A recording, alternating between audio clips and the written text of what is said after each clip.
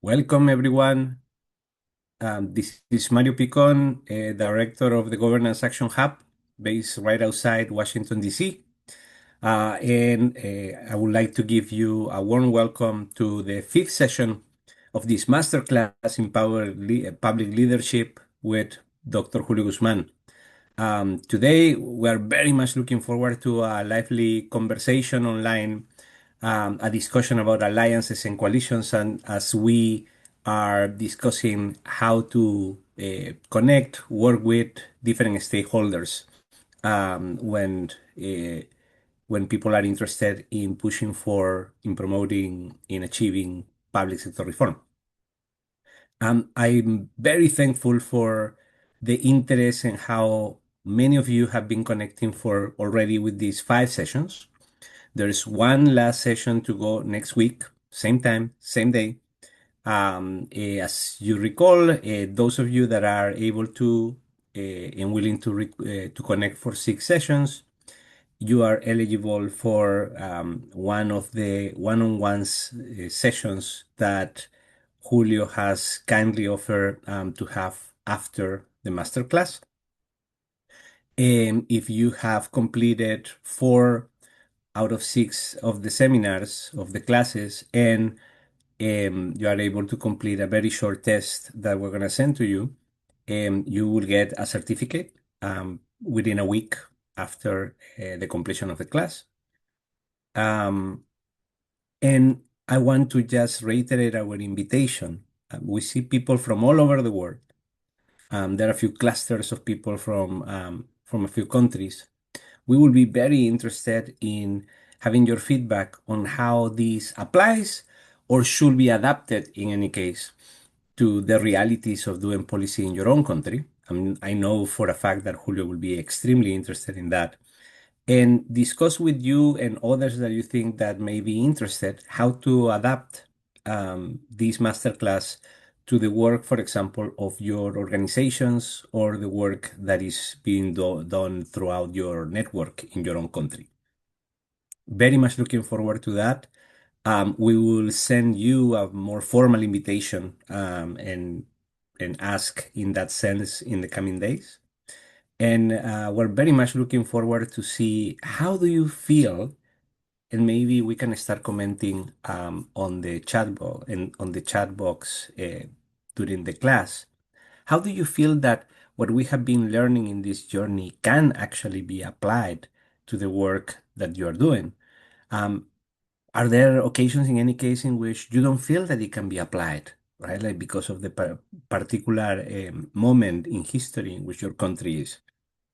Please feel free to provoke us to disagree, to propose a different way of doing things too. I guess that is what is going to enrich this conversation beyond this masterclass. Again, we are the Governance Action Hub. We are a governance lab focused on collaboration and inclusion. We are focusing very much on issues related to rethinking democracy in these days and also climate action and influencing climate action, particularly after the results of COP30. Very much looking forward to connect. Please send us emails, write us comments, suggestions. We're very much looking forward to hear from you. So without further ado, I'm going to pass you to the masterclass Professor Dr. Julio Guzmán to continue with this fifth session. Thank you very much for joining us. Julio. Thank you very much, Mario. Good morning, good afternoon, and good evening to everyone. Thank you for being with us and sharing all these experiences about policy reform and public leadership within the government. As always, if you can give me permission, please, to present. Thank you.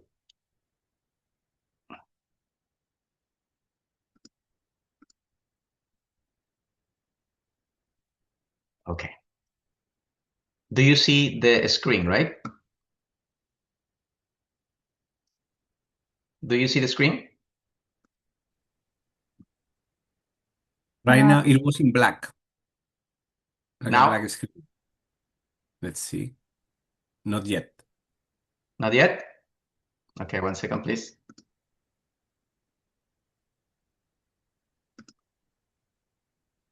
1 second. Let me. All right.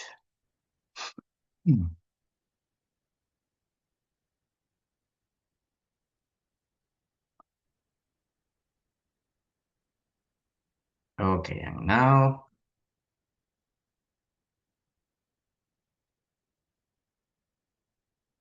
Okay, do you see? Oh, okay, 1 second. It's only black, right?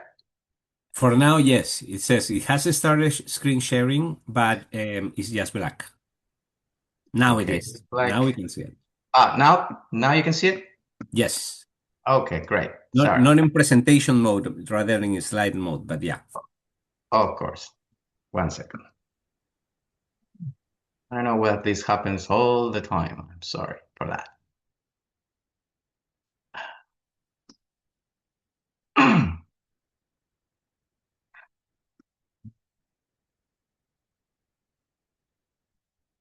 There is Prezi doesn't like Zoom, looks like.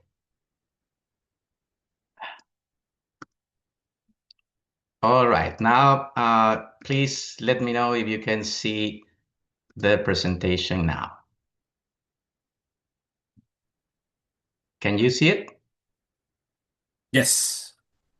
All right, great. So as I said, good morning, good afternoon, and good evening to everyone. Thank you for being here again.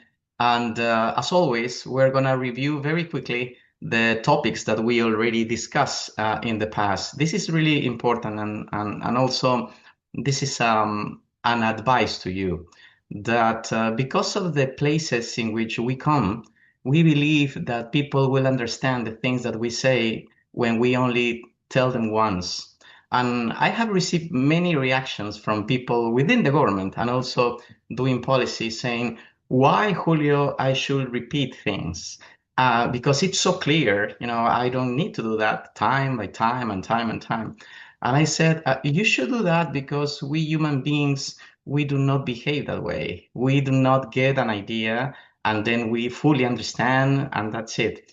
We need to take the idea several times. So for instance, when you go to the TV stations or when you go to the radio interviews, because you're promoting your policy reform, let's imagine that you're a public official, you need to repeat and repeat and repeat, not only in the same interview, but along the interviews that you have about the topic. That's the only way that people get the information that you have, that you want them to have.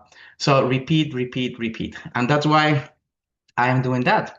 I'm trying to repeat some of the things that I believe are crucial. And one of the things that I believe is really important is for you to understand the process of policy reform. I don't want you to fail. I don't want you to believe that policy reform is only about one dimension, like, for instance, policy design, which is a complete mistake.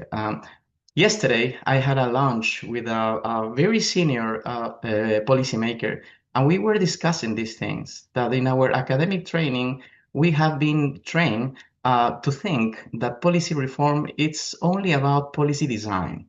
And if we are really, good trained, if we went to a very nice school of public policy or a field that is related to that, that's enough because we have the authority of knowledge. And if we have the authority of knowledge, our design is going to be the best. And everybody will be ready to listen to us, change their behaviors, and implement the idea that we have. And that's completely wrong. And that's why when we talk about policy reform, we need to remember that this is a whole process that involves several dimensions. That's one of the key messages that I wanted to share with you. I don't want you to make the same mistakes that I made, thinking in that way. So the first thing that we need to understand, and we discussed in the first session, is who we are. Who we are, we need to start for knowing ourselves. So what is the purpose? Why we want to do the things that is in our heart? What is the source of that fire that we have in order to make that change? And we need to have complete clarity about that because sometimes we get confused. We get confused about maybe the need of attention that we are looking for, or we are doing things for the right reasons to help people, to help people's lives. So once we understand that, we can go farther. But at the same time, to understand what a reform is. And we discussed that in session one. What is a reform, and what is the difference between reform and revolution? Why reform is so important to make social change, and why within the government. And we talk about institutions, budgets, programs. That is the only way that a change could be sustainable over time and will really improve the lives of people in a sustainable way.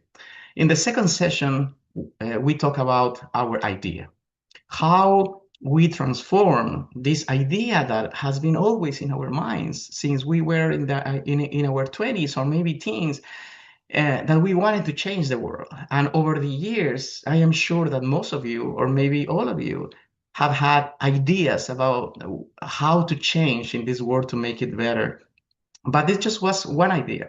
So how we can transform that idea in a policy design, in a policy that is well crafted, in a policy that complies with all the requirements for a program or a law or an initiative within the government. And we discuss the whole process of doing that. And then in the third session, we talk about the communication side of policy reform. Even if you have the best policy design, it's not going to be possible to implement that if you do not convince people to get your idea and to help you to implement the policy. So communicating your idea is extremely important. And we talk about the simplicity of communication, how to craft a story to make your policy accessible to people in a way that they can not only understand, but they can only share with other people and function like speakers for you.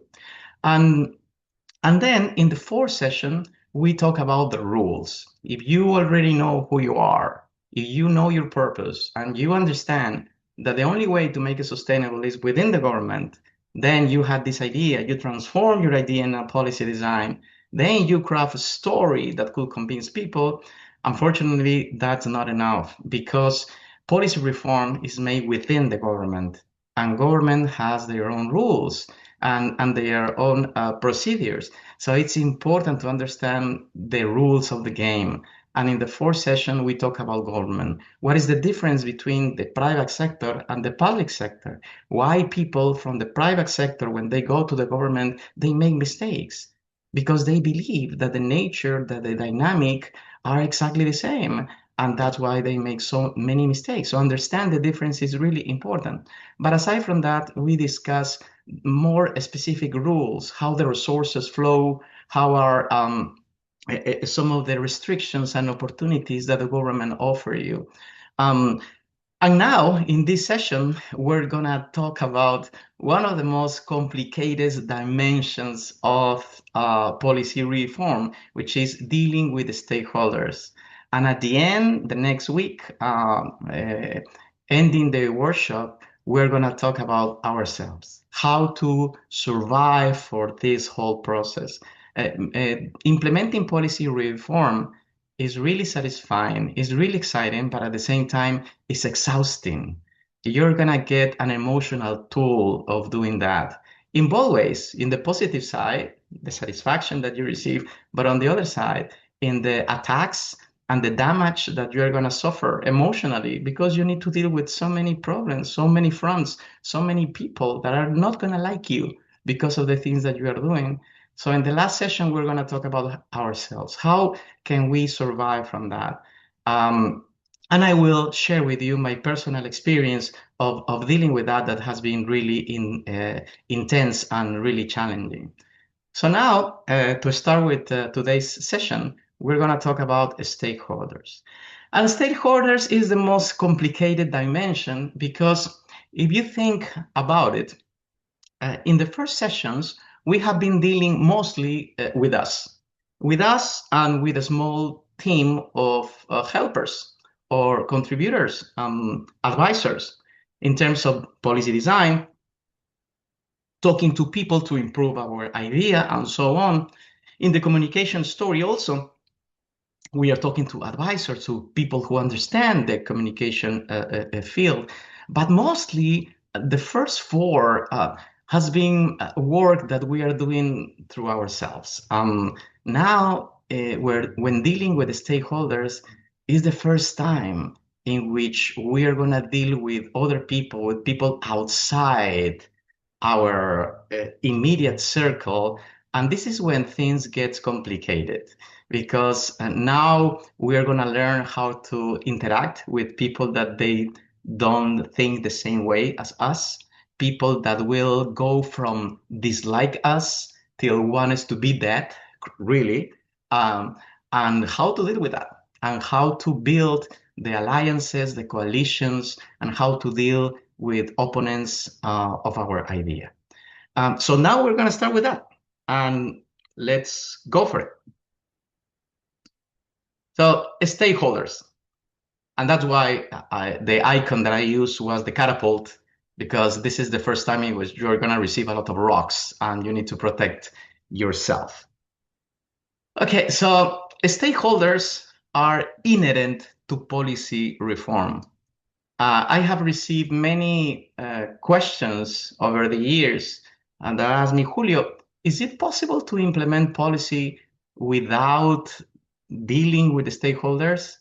And I said, well, I don't pretend to hold the truth, but in my personal opinion, it's impossible. Why? Because policy reform creates winners and creates losers. And when you are doing policy reform, you are fighting against the status quo. Remember, in the first place, you wanted to make a change because you want society to be better, right? So that means that you want to break the status quo. And if you break the status quo by construction, you're going to create winners and losers. And maybe the winners are going to like you, but I'm pretty sure that the losers are going to hate you. So stakeholders are inherent to policy reform because of that reason. Um, but support and opposition of your idea or your policy reform are not defined by the numbers, of stakeholders. And that's another very heavy idea, because most of the times when people with no experience in policy reform prior talking to me, they ask me, well, Julio, defining the stakeholders, it's pretty straightforward, right? Because you know who are going to be in favor, who are going to be opposed, and the majority is going to be the ones who are going to dominate the scenario, and then you can apply and you can implement policy. And I said, that's not true. And that's why I'm sharing this with you. Support and opposition for your policy reform has nothing to do with the number of stakeholders who are in favor or the number of stakeholders who are not. And we're going to explain why. Why is that? And there are several reasons why that happens, but I'm going to share with you a couple of them. The first reason why numbers are not related with the likelihood of your policy reform to be implemented is because in many times some stakeholders, they don't know.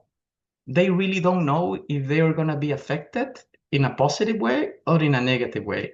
This is incredible, but you are implementing a policy reform that are going to affect many people in different ways, but there are going to be few stakeholders that are going to be affected, but they don't know that they are going to be affected.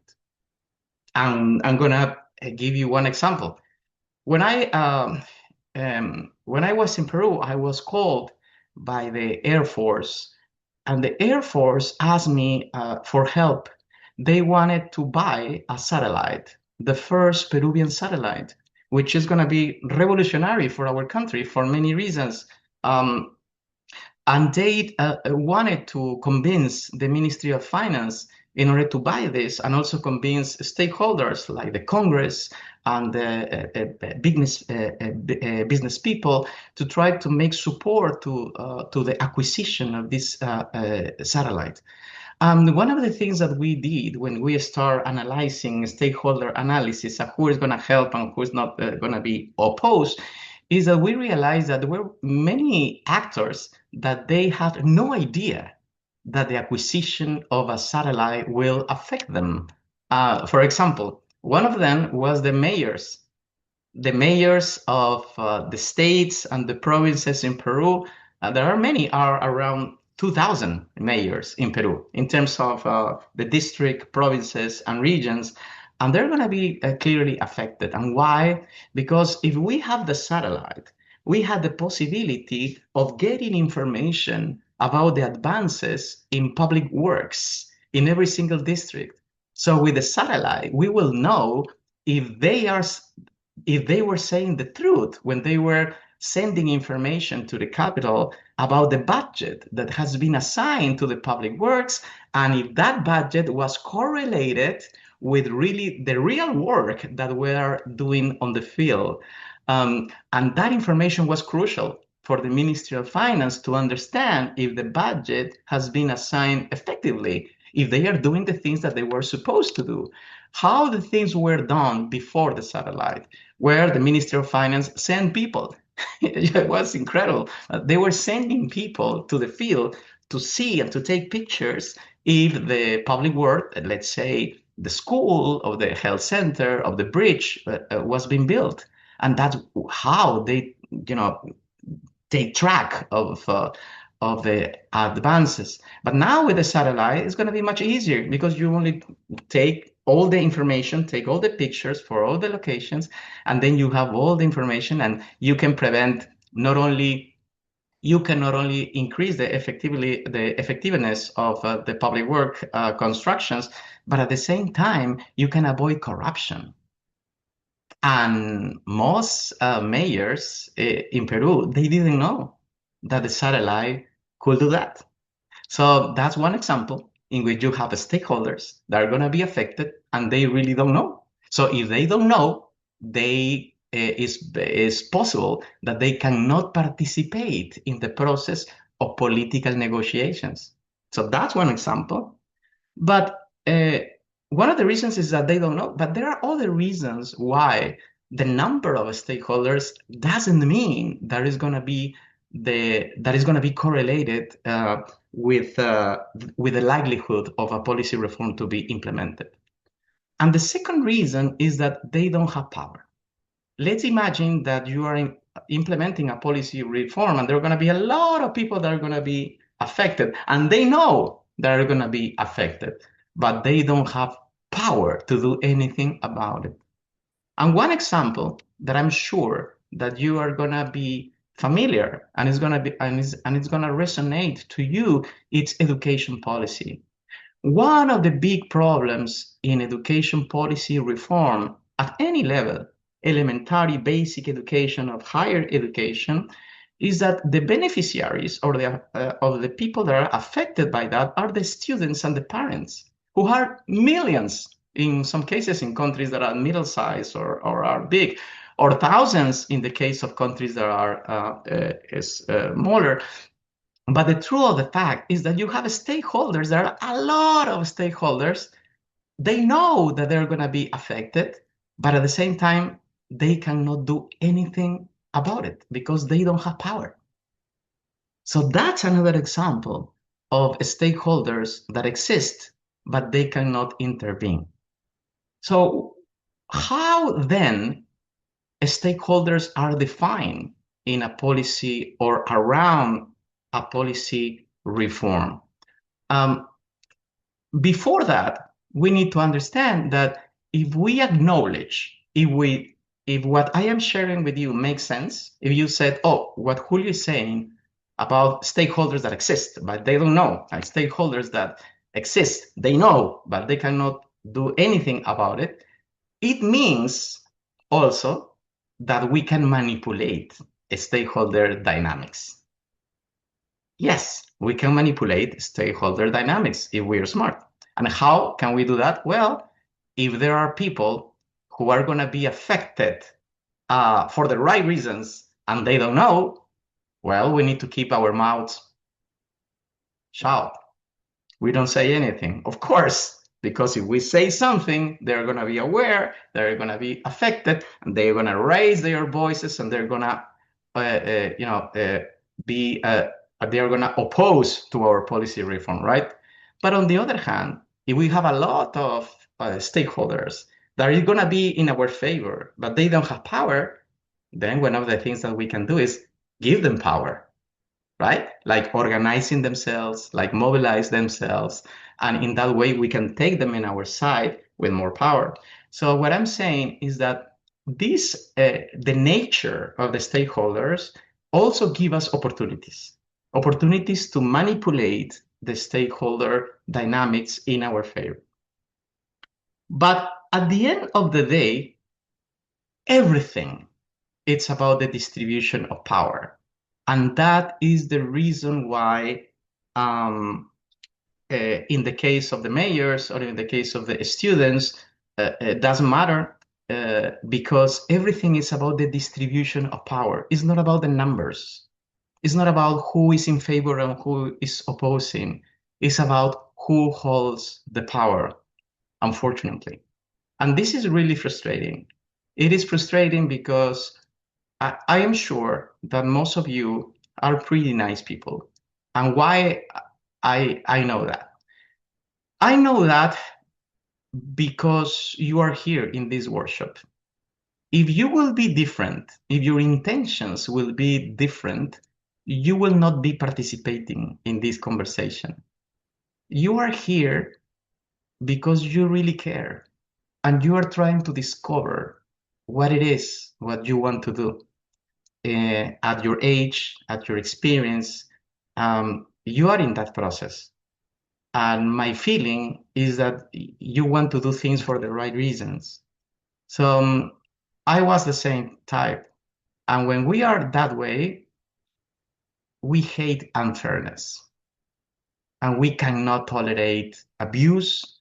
And we cannot tolerate situations in which the powerful impose their will. So this is one of the things that it took me more time to process internally.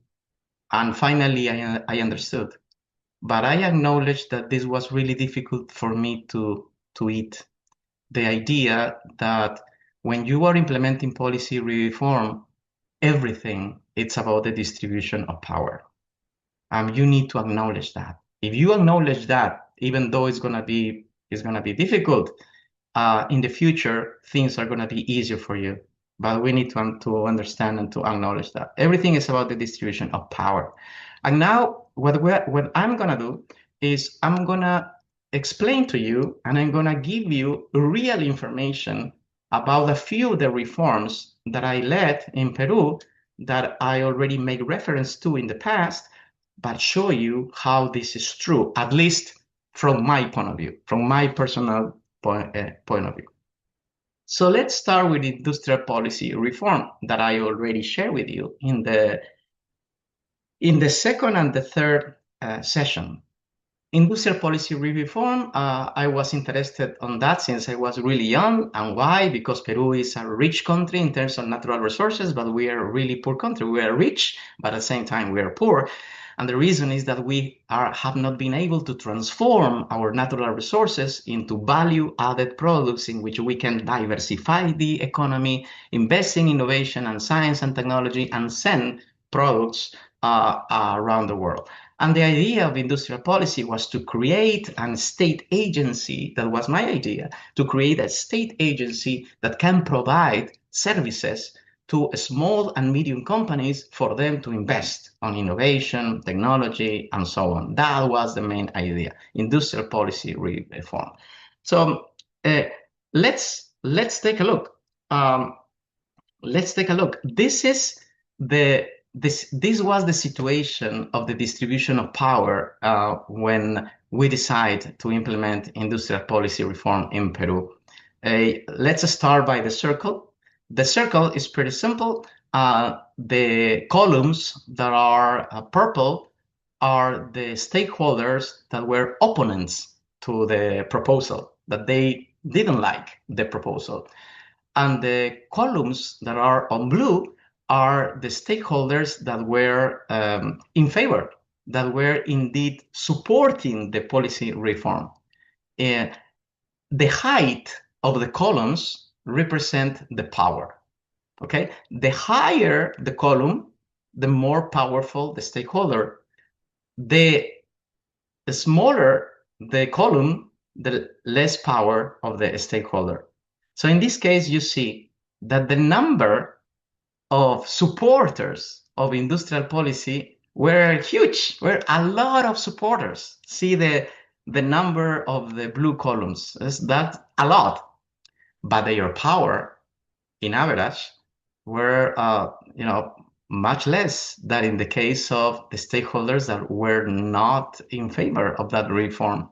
In the case of industrial policy, we had three stakeholders that were opposing to that change. The first one was the Ministry of Finance, for a very straightforward reason that this requires money, and this requires a significant amount of money, and the Ministry of Finance was reluctant to do that, and also because they have the tradition of thinking that progress in my country, in Peru, was about to have macroeconomic stability. If we have stability, that's enough. Just give the markets the responsibility of creating wealth and distributing the wealth. You only need to have stability. And in my opinion, that's a wrong view.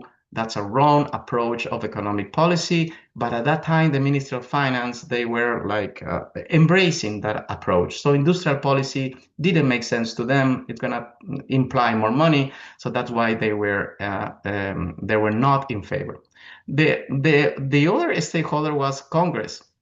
And Congress were not in favor, not because of the money, not because of the approach, but mostly because of corruption. There were a group of people in Congress that were part of the party that was one of the powerful in Congress at the time, who were making money with, I'm not going to make reference to specific businesses because is not the setting to discuss that, but they were running several businesses that were going to be canceled if this new state agency were built. And they were really opponents to that. The other congressmen were not interested. So this group of congressmen, they had a voice, and they could oppose in a much more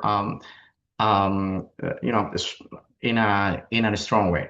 The third one was the president, but the president was not opposing the policy reform because he didn't want to. It's because he didn't know about it. He was not aware of what this meant. It was not really clear for him how this is going to be implemented and where the benefits are going to be. So you see that the president, even though is really powerful, but was not contributing to that reform, and that was problematic. But on the other side, you have other actors that were in favor. You have the big businesses that were in favor, the exporters, of course, the media. Some of them were a little bit skeptical, but in average, they were supporting the idea. The Science and Technology Agency, the academia, the Ministry of Production, in which I belong. I was Vice Minister of Industry. I was leading this reform, the small and medium enterprises, and finally, the international community, in this case, the Inter-American Development Bank. We were helping us with that too. So this is a case, this is an example with not numbers, but power is what defines the future of policy reform. And as you can imagine, because I already shared this with you in the past, industrial policy reform had very partial success. It was not a complete success. It was partial. There were advances, very small, but not the advances that could make this change possible. And the reason was this one. So if you see the distribution of power, many times you can predict how the policy reform could go. We have another, of course, way of doing that. This is the same thing. This is industrial policy reform, but now we're going to add an additional variable. We have three variables here. We have how powerful the stakeholder is. Secondly, if they are opposing or they are supporting the idea. And the third variable is the size. Okay, so in this graph is pretty simple. You have in the horizontal axis, you have support. The left who are opposing, the right who are supporting. Then you have the vertical axis, which is power. The higher, the most powerful, which is on the bottom, is the powerless. And finally, the size of the circles means the size of the stakeholders, is the number of stakeholders. And this is exactly what happened in industrial policy reform. If you see from, a little bit far away, from 2 or 3 steps back, you see that the stakeholders that in numbers were the most important were coincidentally the stakeholders that didn't have power. And you see that clearly in this graph, that the stakeholders with no power and a lot of support were on the right bottom quadrant of this graph. So that's another way of taking a look at that. And this is a way in which you can do that you can do that before or in the process and see how this changed, because the position of the stakeholders in this graph start also changing depending on the circumstances, but also depending on what you do in order to make those movements a reality. Okay, so this is industrial policy reform, but we have another one, which is the social conflict resolution policy reform that I already shared with you. And what is the idea? In Peru, we have a lot of mining activity. We have a very big mining companies who are developing mining projects in gold, copper, zinc, silver, you name it, because Peru has all of that. But one of the problems is that there is significant friction between the mining companies and the local communities and the native communities for several reasons, not only for the environment, for protecting the environment. Sometimes it's about that mining companies don't respect the initial deals that they have to share the benefits with the local communities. Sometimes it's an infrastructure project. Sometimes are the prices of energy in the locality that are related to that kind of industry. So there are many reasons. It's not only the environment. And this is something that I learned, and I would like also to share with you as a parenthesis, which is when we hear in this media about the frictions between these mining corporations and the local communities, the first thing that comes to our mind is that it's about environment. It's about the rivers, it's about the habitat of the local communities, and that's not entirely true, at least in my opinion, humble opinion.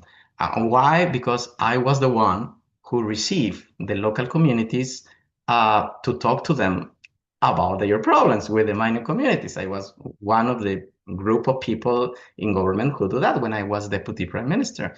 And it was really revealing to me how out of 10 of the local communities that were dealing with mining companies, maybe 3 or 4 were about the environment. The other ones have other problems with the mining corporations. A few of them, their problem was not the environment. It was that the mining company promised them to share the economic benefits of the project, and they didn't deliver. So it was a different kind of complaint. In other cases, it was incredible. It was not about the economic thing. It was not the environment. It was that the mining companies promised to hire labor from the local communities to do particular tasks, and they didn't do that. So they were complaining. So this is another lesson that I would like to share with you, is that life is not white and black. Life is about a lot of grace and we need to understand the specific circumstances and be more open and tolerant to different kind of situations that can arise in reality, and not think that because this is mainstream, in the media, I need to take that for granted, because it's not true. Okay, so the idea with policy reform in this area was to create, again, an agency, a state agency, that could facilitate the conversation and the negotiation between the mining companies and the local communities in different ways. The state will call them and they will say, okay, let's do the agreement. I'm going to be the facilitator. I'm going to be the witness of this, to be sure that a third party could make sure that the promises are delivered. The other responsibility of this agency was to not only to start from the very beginning, but to try to resolve the problem when the problem arose, which is, if there is something that is not being fulfilled, then the state could go and could talk with the mining company, will talk to the local communities and try to resolve the friction. And the third one was much more reactive. What was violence was present, and the local communities, maybe they were mobilizing and they were raising their voices and creating some time of social disturbance, and the state could go to them and try to negotiate with them the terms to reduce the social stress and to try to resolve their problems. So this was a really, really good idea. It was a really cool idea, particularly in a country like Peru. And I recommend to you, if you are in this field of social conflict resolution, that you take a look at this proposal, because it's really interesting. So let's take a look and what happened there. So this is again the state of the distribution of stakeholders at the distribution of power when the policy reform was announced. As you see here, again, the number of stakeholders who are supporting the idea are more than the ones who are opposing, but you have a difference here. The difference is that you have a really two powerful supporters that were in favor of that policy reform. In this case was the president himself, who really believed in this idea, and the second one was the prime minister.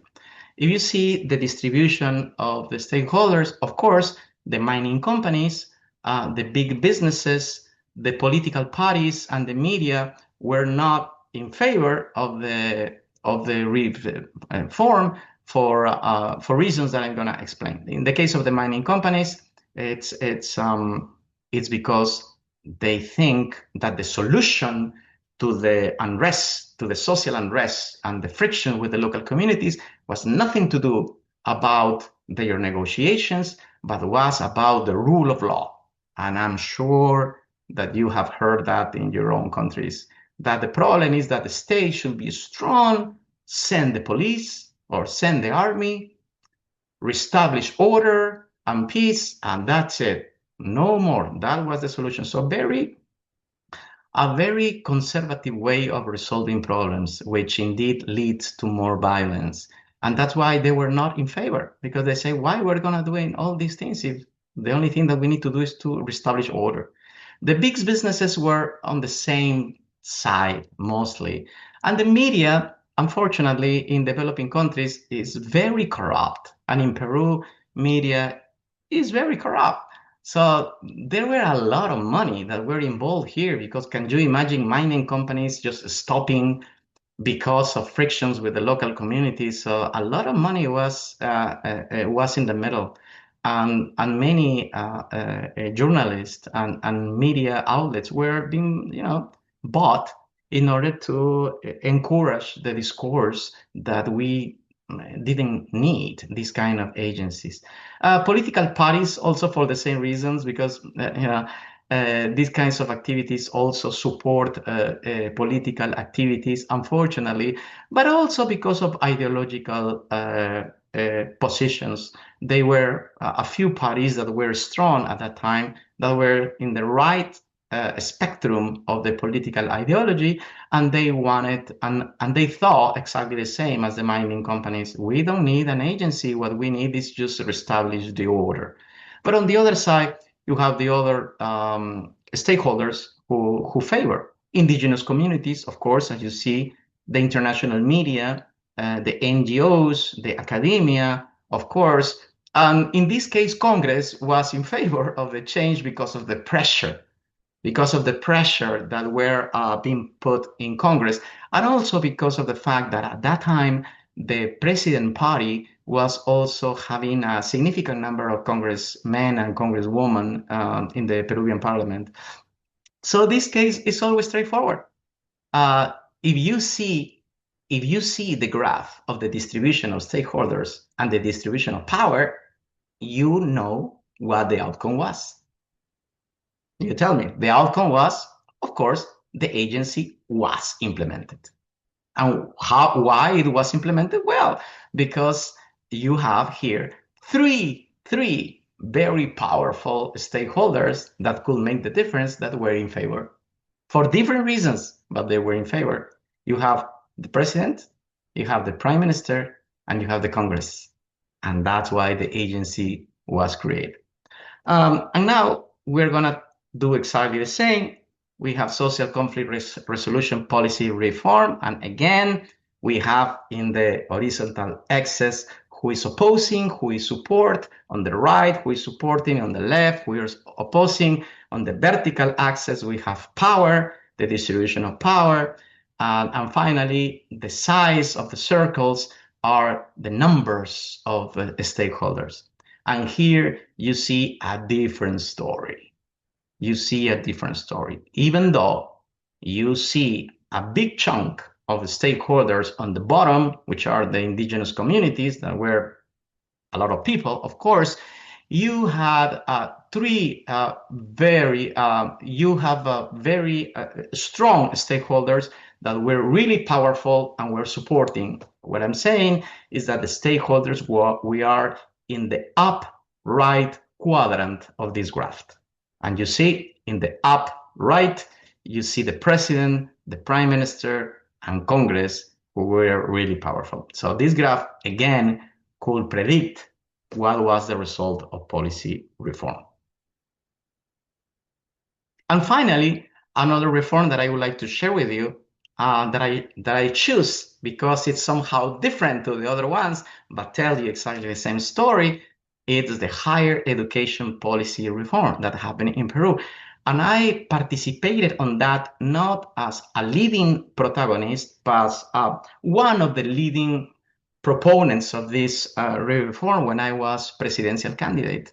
One of the things that my party wanted is to a change in policy reform. Why? Because it was one of the ways of changing the minds of Peruvians to try to understand that natural resources is not the future, and what is the future is innovation, technology, and productivity. And one of the ways of getting that is to change the education approach of our country. So the specific reform in this case was pretty simple. There were many components, but we're going to talk about only one of them. Here was to create a superintendence state agency that could regulate the quality of the universities, okay? So maybe in some of the countries that you live, this agency already exists. Well, in Peru, it didn't. So what it means is that the universities could do whatever they want. Believe it or not, maybe you are citizens from countries that happened even today, but in Peru, a few years ago, that happened, that universities could do whatever they want. Whatever they want, there were no rules. So what was the problem? The problem was that there was no control over quality at all. So you have a diversity of quality in the education. Government has nothing to say. And then the quality of the faculty, no requirements for the faculty to teach, no standards, no, it was, the jungle. the jungle, really. And you cannot build a country based on a higher education system in that condition. So our proposal was, let's create a superintendence that could make some basic conditions for universities to be created, to be run, and to give results. That's it.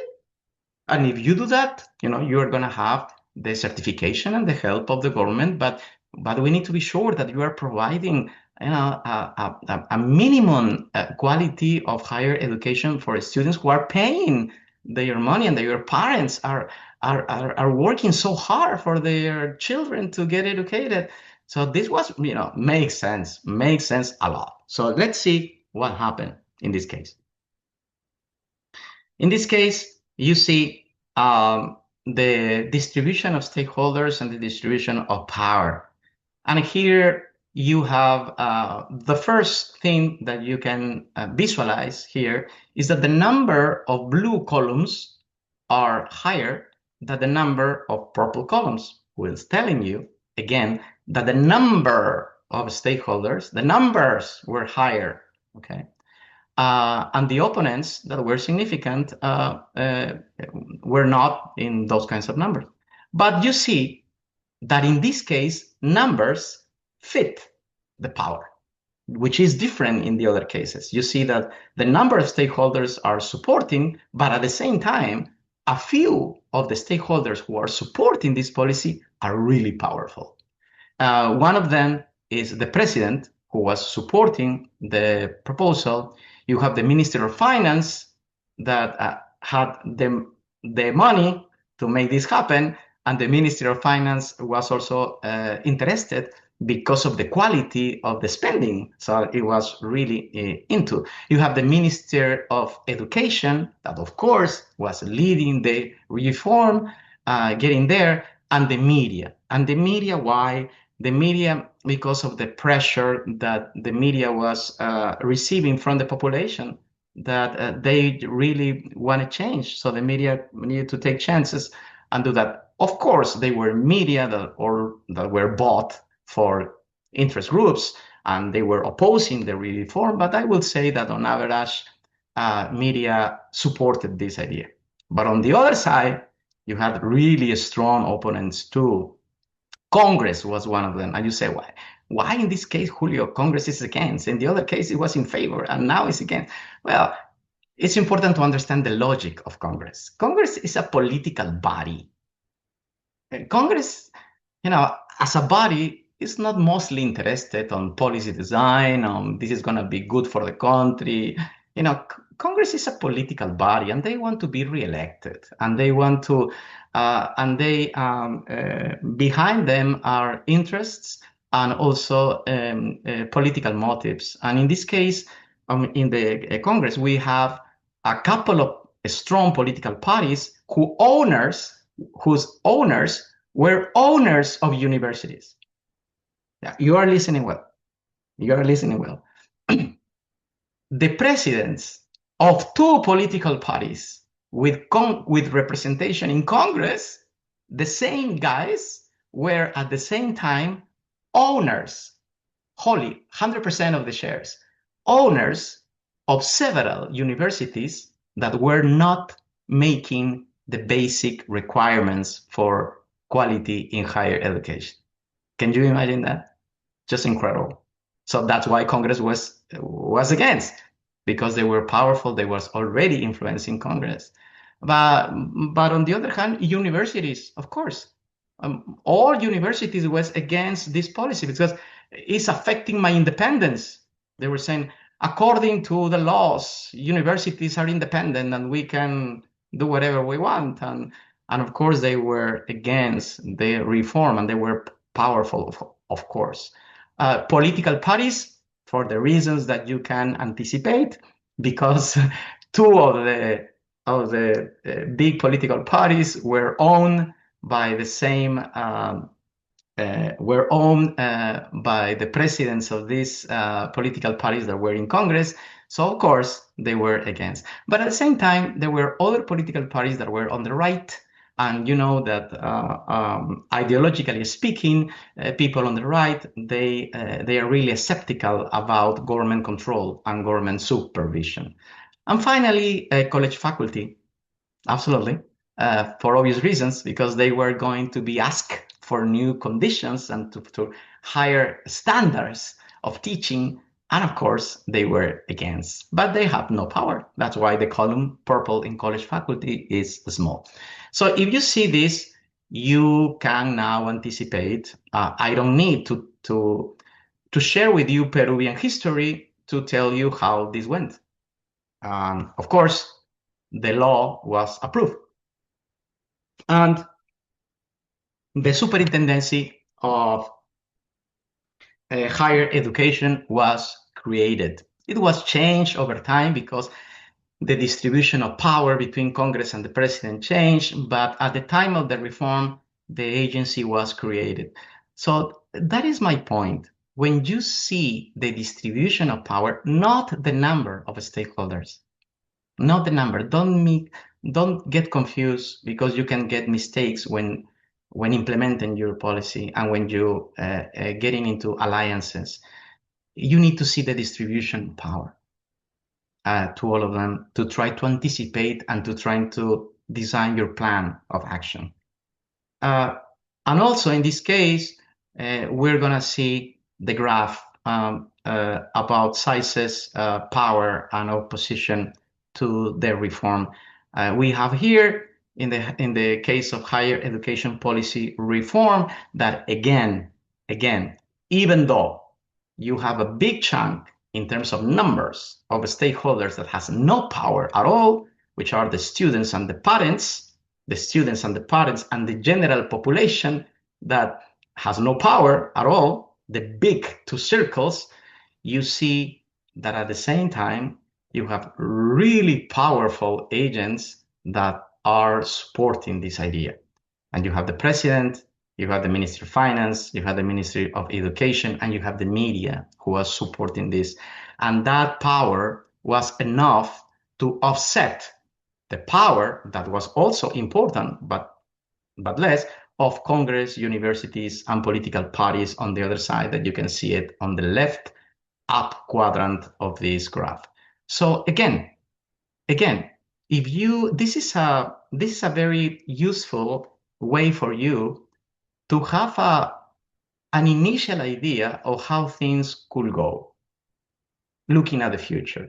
If you have your policy reform and you have the ability not only to identify the stakeholders, but to assign them a level of power, and you graph them in this way, in both ways, in the circular graph, but also here, you can anticipate, you could have a good sense of what's going on. These graphs that I built for you, I created these graphs for you. I didn't take these graphs from any place or from another presentation that I have to upload here. I did it for you. I didn't follow any tool that is given by books of stakeholder analysis or the things that I respect. Of course, I respect that. But I feel that it's much more powerful and practical when you follow the criteria that you have seen in real life, and that works and that makes sense. So I really believe that if you do that, will solve problems from the very beginning, and you can see how policy reform could go in your case. So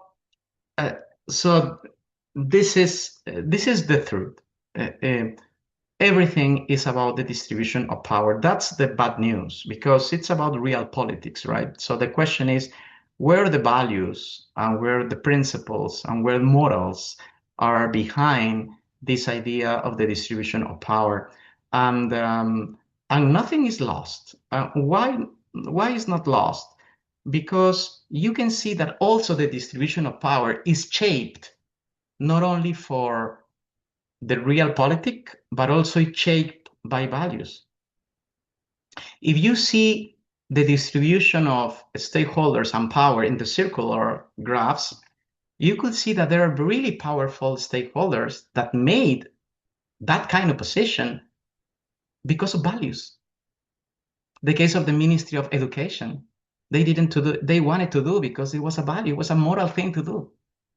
The president, the same thing. The Ministry of Production, the Science and Technology Agency, they took a stance because it was the right thing to do. So the bad news for people like us who are really nice and we really want to make change for the right reasons, the bad news is that, oh my goodness, everything is about the distribution of power. The most powerful is the one, oh, the same story all the time. But the good news is that that's not 100% true, because in some cases, not in all, but in some cases, stakeholders make a stance because of ethical values. And that's a good thing. And that happened in reality. So what I'm showing you. So that's the thing is not we identify stakeholders. We know how what are their numbers, how powerful they are, and we have this clear idea for ourselves. So the next question is, why to reach them? Why, Julio? Why I'm gonna? Okay, I know they are powerful. They have all these things and the numbers, but why I'm not doing the policy reform myself alone and don't bother to reach them? So why should I reach them? Well, for many reasons. It's impossible to do policy reform alone. It's impossible. And that's not only impossible, but irresponsible. Because if you are thinking that you can change the world alone, you are becoming a risk for society. Really. If you really believe that you can make change only by yourself, you are becoming really dangerous for the community, because you are starting believing that you are a messiah and you are super powerful, you are the smartest guy or the smartest woman in the world, that you can have everything it takes to make change. And that's not true. That's just, that's a really confused person. Don't believe in that, because you're not going to get into policy change, but at the same time, you're going to become really dangerous for society.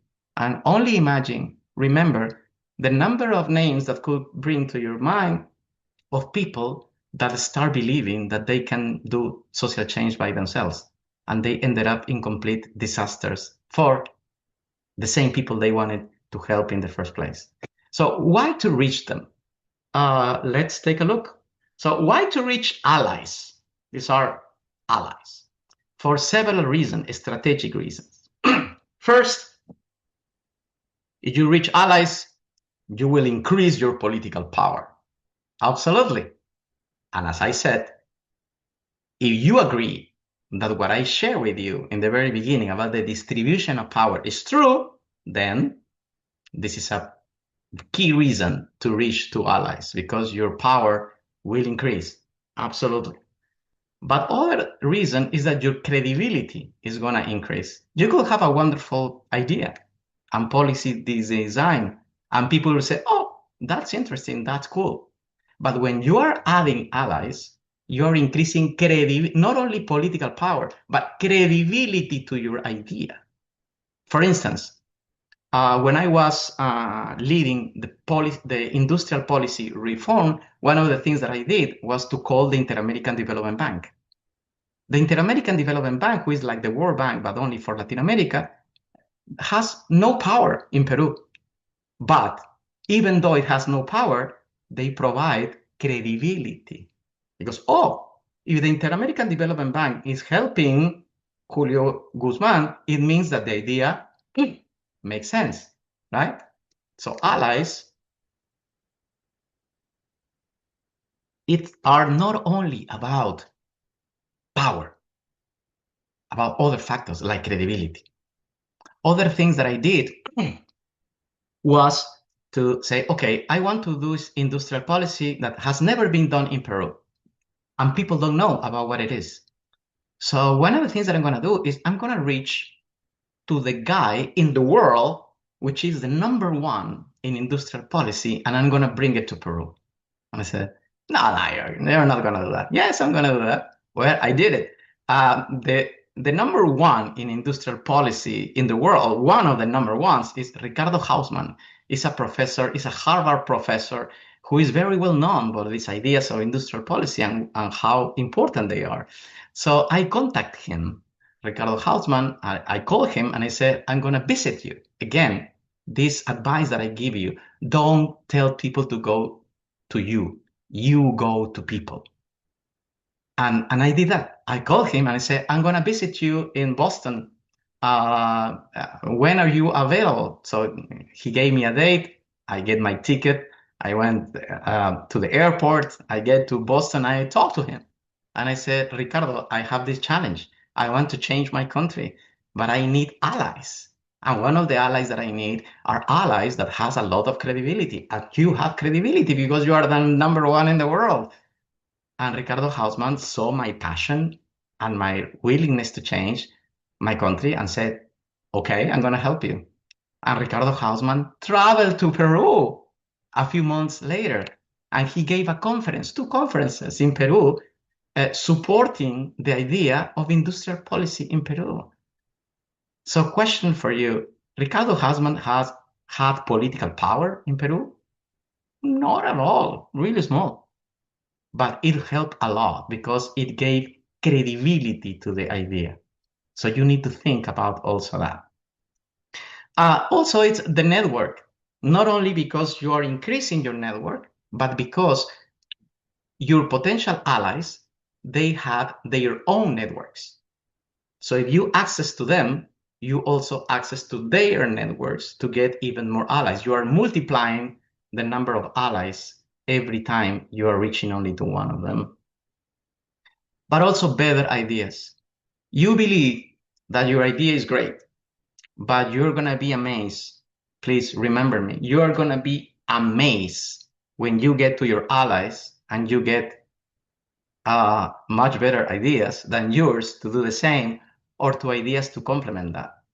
And it's wonderful because you are improving your policy idea, but at the same time, you are doing something that is really clever, is that your allies are going to feel that the policy reform belongs to them too.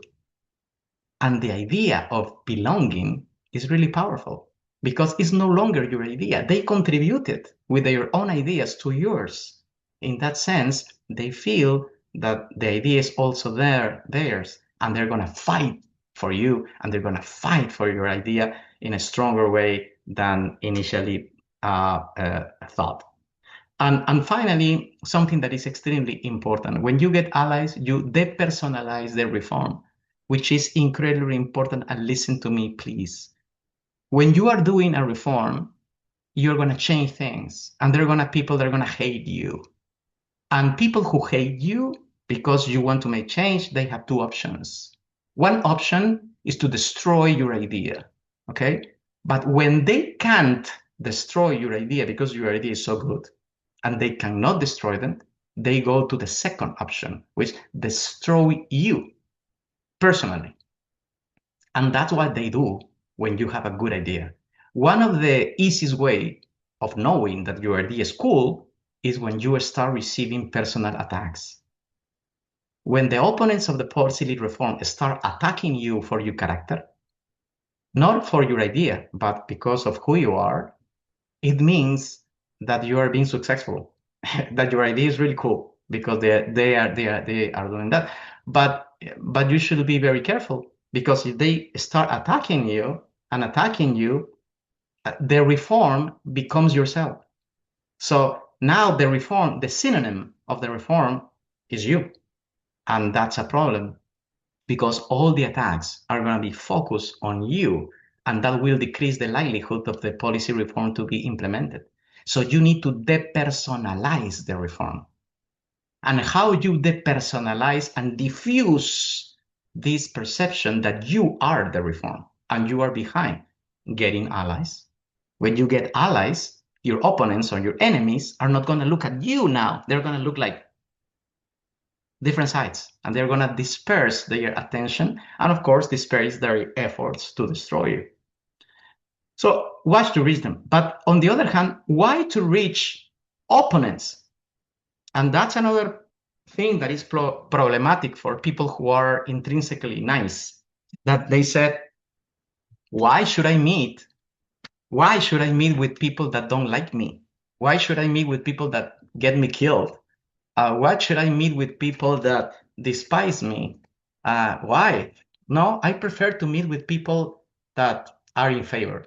And that's really problematic. And I've seen that all the time.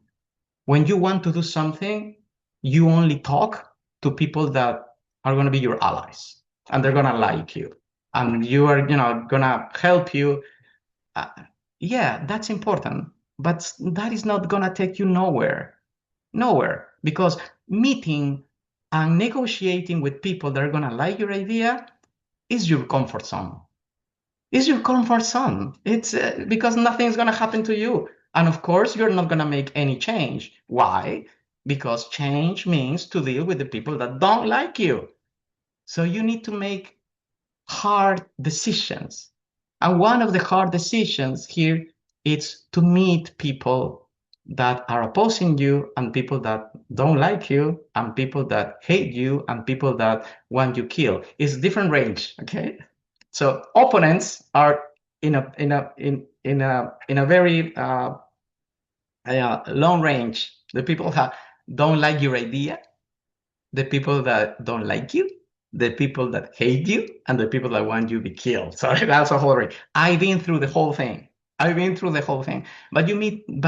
it's important to meet with all of them. And why? So we're gonna discuss that now. First of all, you must meet with them because you need to know why they are opposing your idea. It's strategically important. It's strategically important for you to know why they are opposing you. Not only for knowing, but also for the fact that maybe you can change their minds. Maybe they are opposing to you because of something that is not true. And you tell them, no, that's not true. That was your perception, but I'm going to explain to you. And you explain to them, maybe they change, or maybe they not. But one is to know why they are opposing your idea. The second one is to anticipate. If you know what they are thinking, you can anticipate their following steps. It makes sense, right? If you talk to them and say, why you don't like my idea, why you are opposing, and you start listening to them carefully and genuinely, honestly, you are listening to them, their ideas, their points, maybe you can anticipate what they are going to do in the future. And that's important strategically speaking.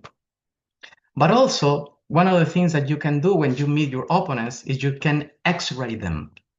And I do that generally because it gives a lot of benefits. When you X-ray people, the only way you can know who they are is when you meet them, at least to have a grasp of who they are, all right? Because knowing a person, it's a much complex process. But when you meet them face to face, you know the kind of human being they are.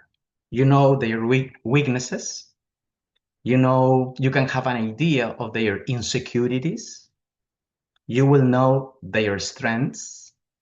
You will know the kind of sensibilities that they have towards life in general. And that's very valuable information. Very valuable information. If you know their insecurities and weaknesses, you can take advantage of that, of course, absolutely. But on the other hand, you will know their strengths, and you can be very careful of doing things in which you know they are really good at it, right? The only flip side of X-ray them is that they are going to X-ray you too, right? They're going to know, but that's something that I think is fair, right? You're going to share information about yourselves, and that's also helpful. But the other reason to which I believe is really helpful meeting the people that don't like you is because you are going to lower the heat. What it means? It means that when you're in the public arena and you're appearing in TV or any kind of media, and you're a public figure, and you have the other opponent that is opposing your idea, you only have an image in front of you. You have a video, you have a photo of the other person, but you don't know who they are. So they dislike you very much, but just because of a video, just because of a picture. When they meet you and they see you for the first time, and you start talking about, how are you doing? Where are you from originally? Do you have children? Or whatever. You start humanizing yourself. She humanizes to you, he humanizes to you, and you humanize to them.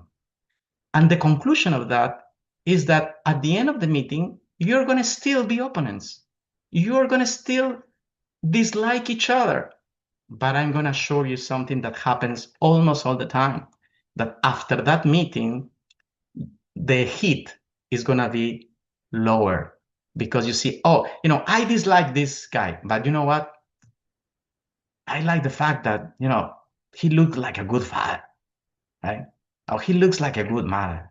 Or on you say, I dislike this lady.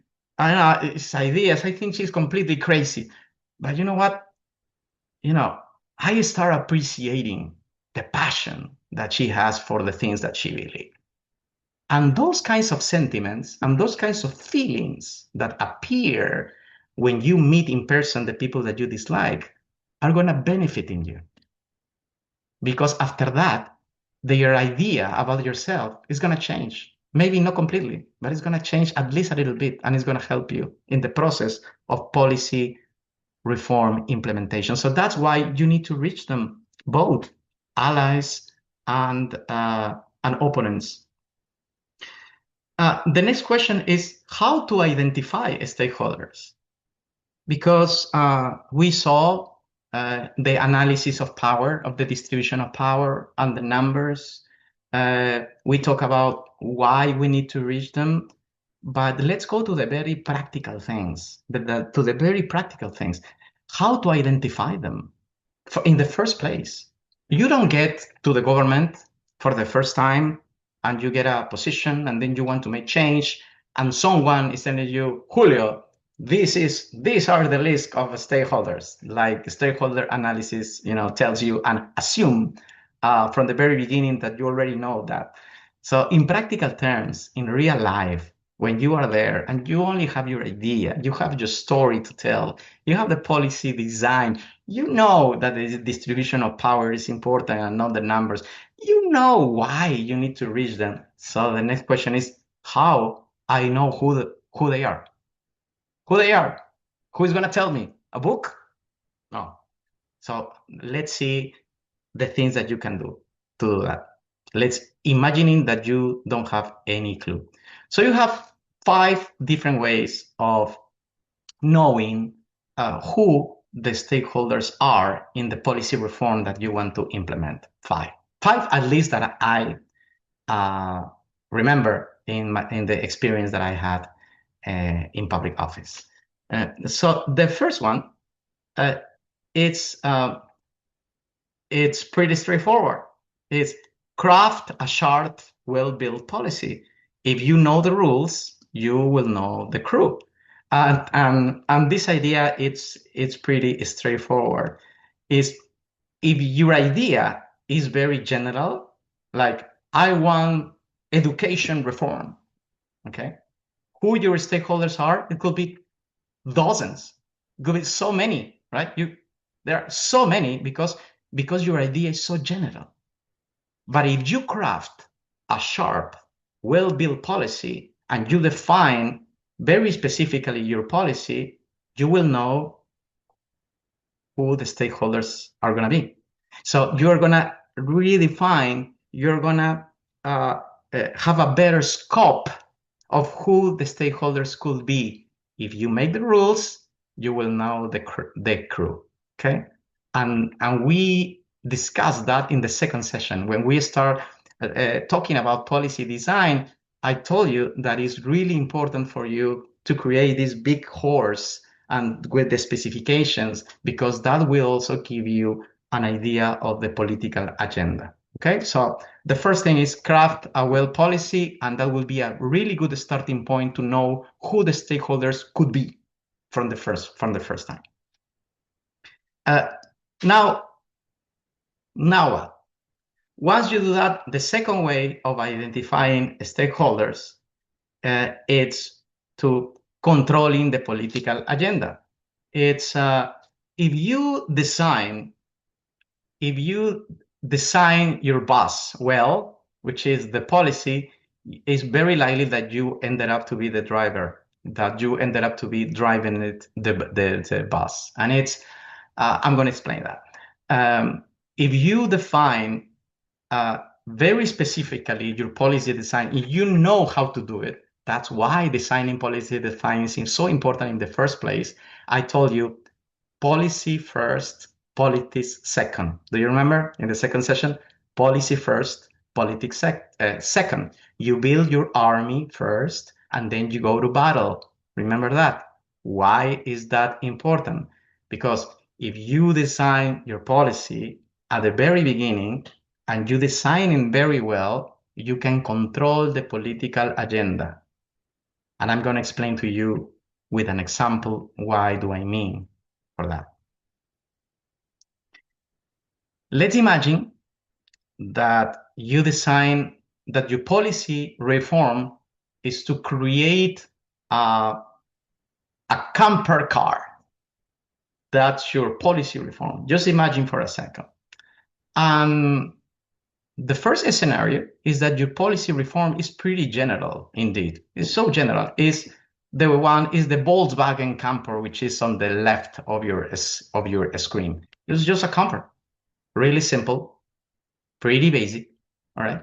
On the other hand, the second scenario is that you design a car camper, but much more sophisticated, in which is really large. It has rooms, it has many wheels, it has compartments, right? Different doors, more than one door, is very sophisticated. Okay, so let's return to the first scenario in which you have the simple car camper. If you design a very general idea, the stakeholders that are gonna around, and you really don't know who are the ones who are gonna be around your policy, they're gonna ask a very basic question, like for instance, why a car? Why a car in the first place?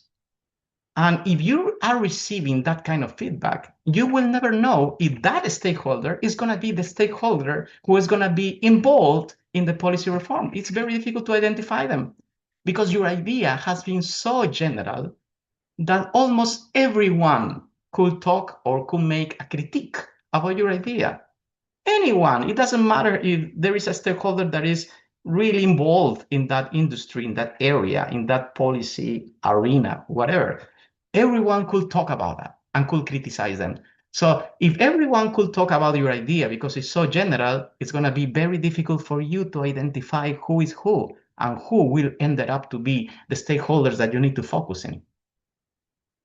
If you go to the second one, and we have the most sophisticated car camper, and you have designed it very specifically with a lot of details, the people who are going to ask you about the camper are the people who are going to ask you questions, very different questions. They're not going to ask you why a camper.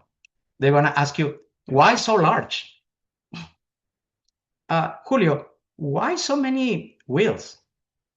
Another question, why an additional compartment at the end? So you control the political agenda in the sense that the more specific your policy reform, then the questions and the interests are going to be defined only in your proposal. And the stakeholders are going to ask you for the specific about your proposal. You're going to control the political agenda, and at the same time, you will know what are the stakeholders that you need to deal with that are going to end up to be the most affected, positively or negatively, to your idea.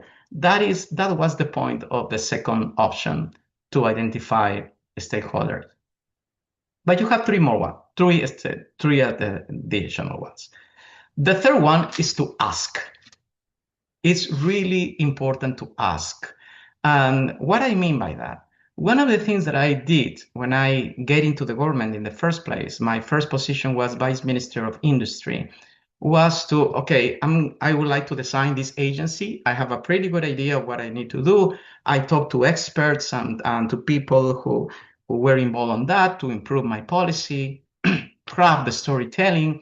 But I didn't know who were the most important stakeholders in the policy reform because I was new in government. I didn't have that experience. So one of the things that I did was to ask.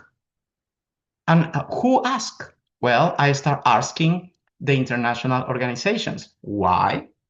Because international organization has a lot of time, many years, dealing with the stakeholders in different policy areas, and they know who is who. So I start asking the IDB, the World Bank, who do you believe are going to be the stakeholders that are going to, be interested in this? And they start, I think you need to take a look at here or there or there. And that was really helpful. Then I asked the Science and Technology Agency, in your experience, who are the ones who will be more interested in this? And the agency provide me with more information. So every time I had a lead, I ask, and I start understanding who the stakeholders around the policy reform will be the most important. That was really crucial to try to get to them. There is a fourth one, which is choose right. This is extremely important. This is a mistake that I see many people made. I made this mistake. I pay really hard for doing that, but I learned. What is the mistake? The mistake is that in many countries, mostly in developing countries, there are organizations that say that they represent people, but indeed they don't. They say that they represent, I represent the small and medium companies in the textile sector. I represent the teachers in the school system. I represent the college professors. I represent the unions of workers in the manufacturing industry. Well, they say that, but that doesn't mean that it's true. And that's something that I need you to be very careful, because when you get into government, you believe that people are going to tell you the truth. And because it makes sense, you say, well, that is. And it's not the case. Many, many times, particularly in countries that they don't have strong institutions, organizations do not represent their constituencies. Indeed, they get organized for very specific political agendas, for very specific interests, but they don't represent. In the case of Peru, it happens all the time. The small and medium enterprises that I wanted to help were represented by dozens of organizations. But at the very beginning, I believed that there were one or two. And that's a problem, because you cannot have interlocutors, you cannot have facilitators, you cannot have allies that they don't represent the constituencies that you want in order to implement your policy reform. So that's problematic. So choose right. Choose right. How you can choose right? So one of the things that you need to choose right is to ask, to explore, listen to them, hear to them what they say, and then ask other people. Journalists, for instance, are a really good source to do that. Journalists will tell you more information about who is who, but this is very important. Get to the right allies, understand them, who they represent indeed. And finally, and I'm gonna, when I ended up with this point, we're gonna start with the questions to deal with the final part of the presentation, which is much more important, is how to contact them. the last part of the presentation is about how to contact the stakeholders. But we're going to end it up with the last option that you have to identify stakeholders. And the last option is do well steps 1 and 4. Be very careful in your policy design, in the specifics, in ask about that, in choose right. But the last one is extremely important because of one reason, because many times when you have already worked in pushing a policy reform in the public, right? Many times a few stakeholders appear out of nowhere and you didn't know. So you don't want uninvited guests to your policy reform because that's going to be a complete mess. Why? Because you need to change your whole strategy again. And you need to change to redirect your resources, your time, because a couple of new stakeholders appear and you didn't know. They were there in front of you all the time, in front of your eyes, and you didn't do your job well to identify them. And then when you go public, they just appear and change the dynamics and the distribution of power. And you don't want to do that to happen. So that's why you need to take this step very seriously. That will define the success or the failure of your reform. So do that. So these are the 5 and how to identify in real life stakeholders. And finally, we're going to discuss how to reach them. In real life. How do you do? But before doing that, I'm going to pass to the questions that you could have to make this break of questions and answers, and then we'll go to the final stage.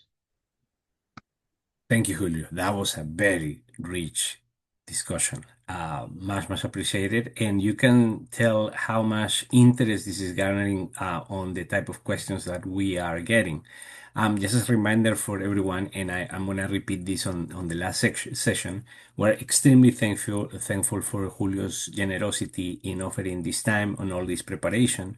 Julio is one of our governance explorers, part of the Governance Explorers Network, precisely where we try to identify people like him and many others that are interested in showing up, sharing with the world what they have learned over time, exchanging ideas, and finding new opportunities to tackle complex challenges. Please reach out to us at any point if you are interested to having further discussions. So Julio, I'm going to go really quick with a few questions that we have. We're trying to connect them, but I'm not sure if we're going to be able to connect them all, but I guess that they are important. I guess that they also have to do a lot with the discussion of the timing for this, right? Like the windows of opportunity for reform, which are going to depend a lot on like who holds the power at different times. And also the idea that all these opportunities for reform or not, right, like are also dynamic. You were talking about how different groups that were in favor of a particular reform over time they went to the other side, right? Like, and it has to do with the fact that this is dynamic. People organize over time around their own interests too. So in that sense, there is an anonymous attendee that made a couple of questions here. I don't know if it is the same person. In any case, if this is your question, you can raise your hand if you want to clarify. How do you approach people when looking for credibility, support for your idea, when you are just a beginner, right? Maybe you're young, you're just entering into this whole world, right? Like, and you don't feel that you can actually influence in this way, right? Like when you're just a beginner with limited experience in policy reform, is there anything you recommend we come with to prepare? Any tips, especially when I feel like a nobody? Thank you again. Julio, any reaction to that? Yes, I have a lot to share about that. Just, I want to ask you for 20 seconds, and I'm gonna go back now. But yes. No problem, no problem. Julio is like attending something really quick for a few seconds, right? Like, but thank you very much for that question. Because it goes to the core also that, I mean, like, not everybody has already the experience, right? Like, you may be starting, but you actually want to get things done. You actually want to influence. There's a lot to discuss there. I'm not gonna get into that with a few ideas. We're gonna wait for Julio, but I wanted to acknowledge your questions in this sense. We do have another one, for example, on uh, how can one strategically build allies with power holders to help mitigate a socioeconomic issue, right? Mabato, I know that you sent this question. In your case, you're focusing on gender-based violence and feminicide. And this could be also like a good case to bring up to Julio and to discuss further beyond this call. But it has to do very much, especially when you feel relatively powerless, right? Like that you do not have the influence or that the topic that you are raising, as important as it is, may not be necessarily a priority for many of the people that hold the power, right? Like the decision making of what to prioritize at a given time. This is extremely important. And I wanted to also to acknowledge the question from Ivan Otim, about what can be clear ways to address the power dynamics, power to, power with, power within. So we'll get a little bit onto that. Probably Julio is going to tackle a few of these points also in his answer. That's why I wanted to consider first the more general question. Julio. Yeah, the first thing that question is it's incredible. It's incredible because we have felt the same way many times. Because this is a process. We're human beings and we have started. There is always a starting point. And when we start something, we are insecure. We don't feel comfortable because of the place that we are dealing is completely new for us. And one of the things that we do when we confront those kinds of situations is that we underestimate ourselves. We underestimate ourselves, and it's very difficult for us to see our strengths, our relative strengths in terms to other stakeholders and to other people. And why I'm saying that? I'm saying that because when you want to have credibility, right? And you are reaching all these experts and people who want to help you, you see things only one direction. You see, oh, they know a lot and I know so little. So that's a very asymmetrical relationship, right? But you don't see the other direction in which what they are seeing in you that they don't have. And yes, they have knowledge and maybe you a little less, all right? But when they don't have what experts don't have, and people who hold the knowledge don't have, is the courage, the passion, and the willingness to make the change.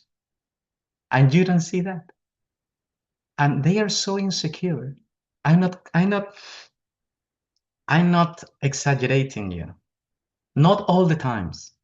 Not all the times, but in many times, those experts are not in your position because they are not courageous enough to do what you are doing. And they see you with admiration, but you don't see that.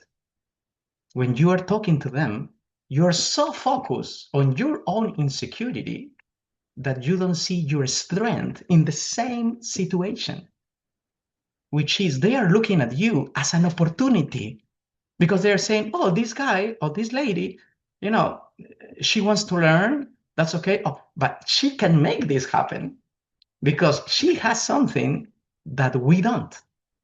And that's, as I said, the passion, the willingness, and the courage to do it. And they need you. They need you. If they really care about their issues, that most of the time happen, that experts are really involved and really compromised with the things that they are doing, they are seeing you as an opportunity. So it's very important for you to understand this from the very beginning. And I'm telling you that from now, for you to know that and you know to have the process of understanding, oh, that's why they are helping me. Do you believe that in the reforms that I led, people who helped me to give me more ideas, to gain more credibility, they just did that for me because, they like me? No, they did that because they were benefiting from me. Absolutely, it's the same thing. So that could be my answer. It's natural what you are feeling. It's completely natural, but it's an incomplete perspective of what is really happening.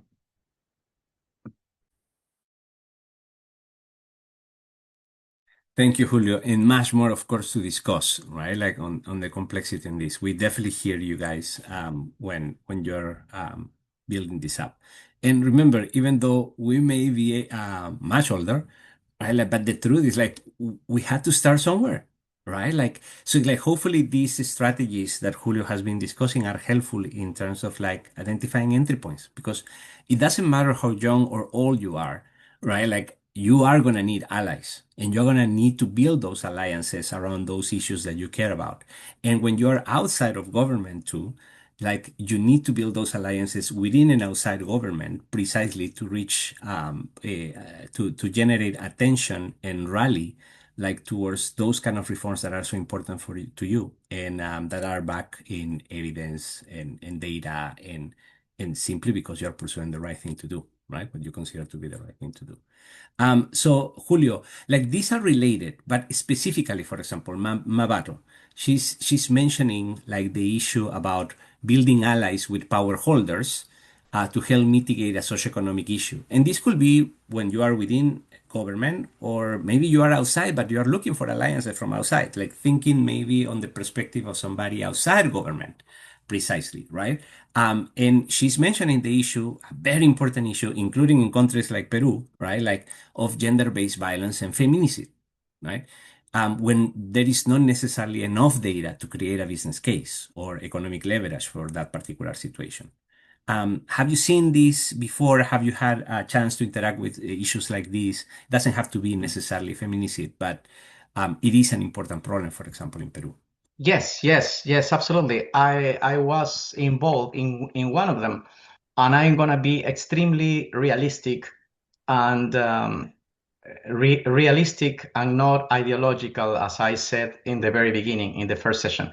I am a progressist, a liberal. That's my way of thinking. Okay, but when I am in the business of improving people's lives, I become really practical because my goal is to help people. My goal is not to say to myself, "Oh, you were right. Your ideas were right. Your ideas." No, it's not about myself.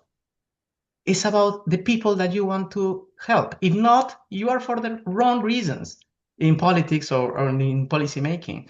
So what I'm saying that, I am saying that because I confront a situation like this in Peru, and the situation was that we, with our political party, we had the opportunity to get elected in the Peruvian parliament. We had six congressmen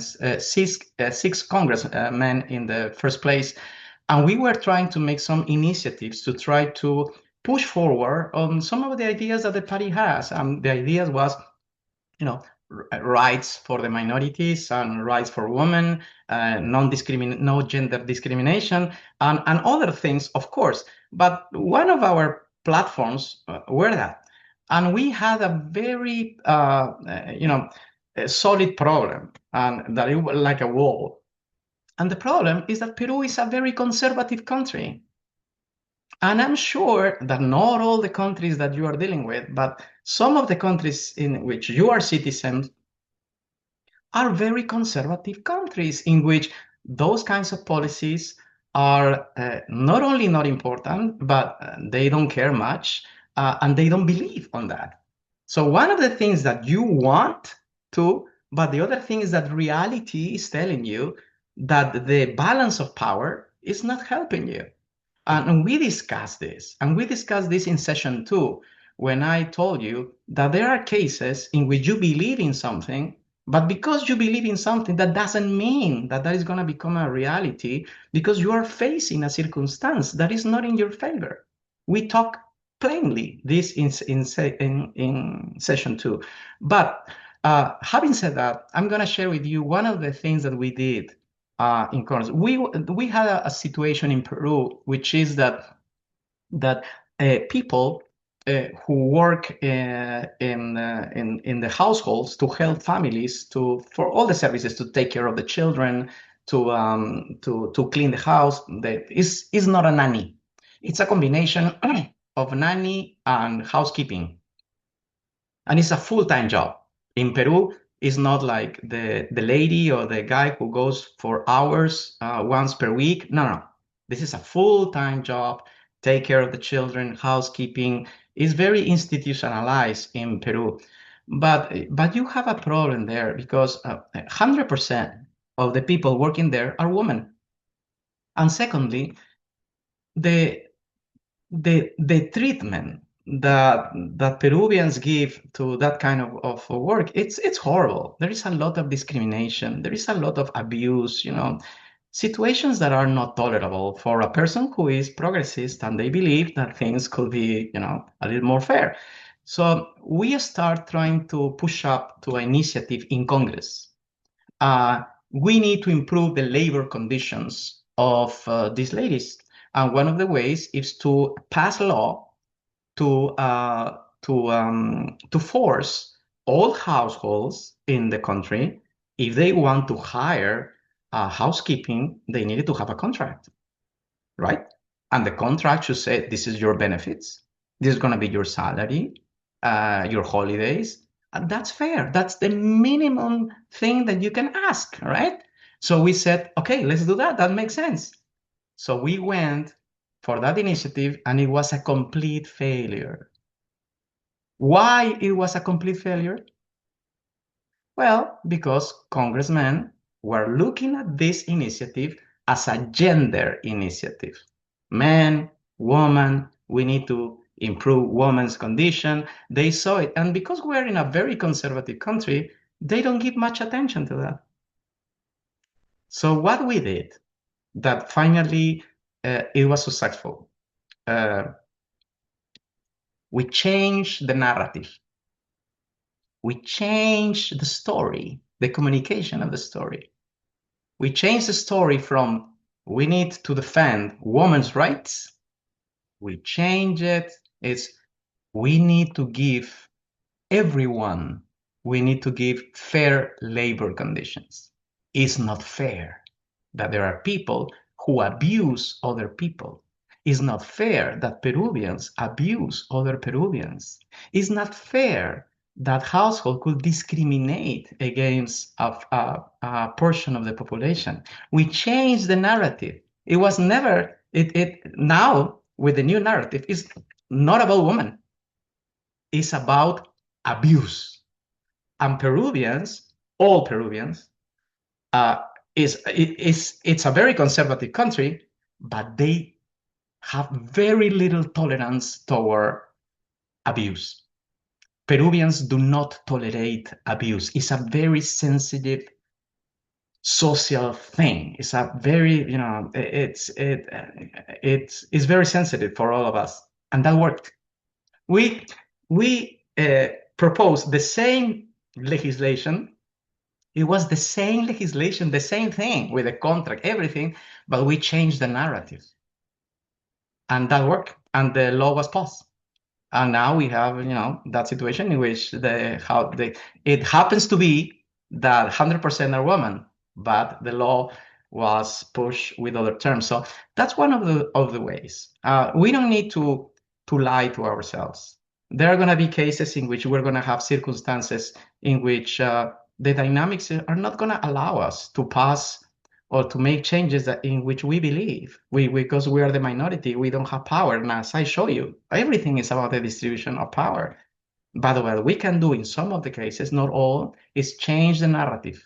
Change the narrative. And maybe you can have success. In other cases, even if you do that, there are going to be cases in which changing the narrative is going to be much more difficult than in the case that I'm sharing with you. That is a fantastic example. And I guess that it covers a lot. We're not going to be able to go and to get into more questions for now, but we'll send all your questions to Julio and maybe we can pick up where we left because these are important questions. I feel that also he has answered indirectly some of them already. And this has to do, for example, the question on media, right? And how is it that you, in a way, like get media or like connect with media over time? Which is a tricky situation too, right? Like media should be independent, right? Like, but what we also see is that sometimes it is either co-opted or one particular point of view is flash at people, and that reinforces a lot of like, for example, existing or prevailing opinions in culture, right? Like particularly in a relatively or conservative society. Julio, I'm gonna let you finish on how to reach them. And what we'll do is like we'll send the rest of the questions that have been popping up for you to consider also maybe at the beginning of the last session, if that's okay with you. Go ahead, please. Absolutely. So we're gonna now discuss very quickly, because this is short but incredibly important, is how to reach stakeholders once you did all the job that you're supposed to do. Well, first of all, you only need to reach to some of them. And I said, again, this is controversial, right? But it, at least how it worked in my case. Once you identify all the stakeholders, you only must reach some of them. And why? Because you only need to reach the ones who are really gonna give you clear benefits in terms of allies. Only reach the allies that will give you something, and that could be power, that could be information, that could be credibility, as I said. There are going to be other potential allies and stakeholders that are going to love your idea, that are going to like you, but they are going to take attention from you, and it's going to take resources from you if you, if you reach to them and you interact to them, a lot, because your time, you have a political capital, and you need to assign your political capital efficiently. You need to have priorities, and you have restricted time, you have restricted resources, you have restricted energy, and you need to focalize on that. So there are going to be cases in which they're going to be allies, but they're not going to provide you with anything. So they will cheer you up. That's cool. They will cheer you up in public or whatever, but don't take the time to interact much with them because they're going to take resources from you. And the other case is don't reach to opponents who are not aware that they're going to lose. That's another thing. If you know, could you imagine in the case of the satellite, or the Peruvian satellite, that I will be, that I made the mistake of, oh, all the mayors are going to be affected because now are going to be more supervised, and they're going to be more restricted to do bad things. And I go to them and say, oh, you know what? We're trying to do that. What do you think? That's really stupid, right? So of course not. So that's the other thing is you don't need to interact. You don't need to reach opponents that you know that they're going to be potentially negatively affected for the right reasons, and you don't want to wake them up, right? You don't want to get them aware of what's going on. So you need to reach stakeholder, but not in these cases. And finally, how you do that? Okay, you're gonna call them, you're gonna send them an email, you're gonna write a WhatsApp to reach them. Well, there are five ways of reaching to stakeholders for both to get allies and also to negotiate or to deal with opponents, people that like you, people that hate you, and people that want you killed. There are five, and we're gonna start with different ones. With has with you need to choose, because in everyone is gonna be the priority depending on the circumstance. So the first one is the messenger.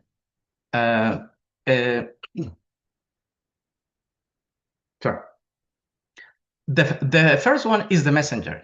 Is you want to meet with the president or the coordinator of the grassroots or the director of this NGO or the president of the other political party, or the Ministry of Finance, or any stakeholder, or the president of the unions, any stakeholder, you have the first option, which is the messenger. And the messenger is a person that is loyal to you, that is close to you, and he informally, they go and they talk to them and say, you know what, Julio wants to talk to you about this issue, a generality, but he's going to explain. That's one of the options. And why you do that? Because you don't want this to be public. You want to be sure that the other side is willing to talk to you. You want to test how they are feeling about approaching you, right? So the first one is the messenger. Is the person that is really close to you, really loyal, and he goes informally, and said, Julio wants to meet, this guy. That's one of the options. The other option, it's a formal message.